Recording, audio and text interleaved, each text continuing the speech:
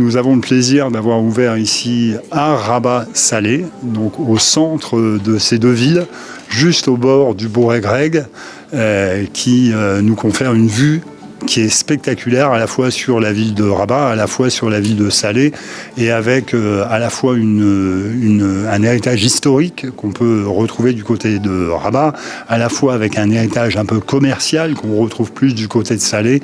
Et c'est ce qui nous inspire réellement à faire découvrir cette ville, non seulement par le truchement d'un magnifique hôtel, mais aussi par le truchement de tout ce qui peut être à découvrir en termes de loisirs.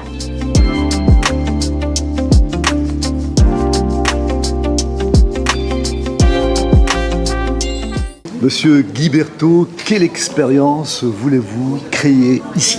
Alors, l'expérience unique de la diversité des offres culinaires, avec 3 restaurants qui sont actuellement disponibles et bientôt 4 restaurants, puisque nous allons avoir un 4e restaurant qui ouvrira à la fin de l'année.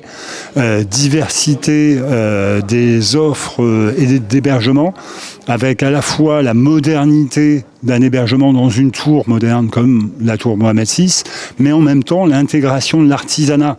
Donc on est vraiment dans la diversité entre la modernité et l'héritage, et puis héritage hôtelier, simplement, grâce à la marque Waldorf Astoria, qui a été créée en 1893 à New York, et nous sommes les fiers, les dignes héritiers de cette marque Waldorf Astoria. Comment, d'après vous, définir le luxe marocain moderne ?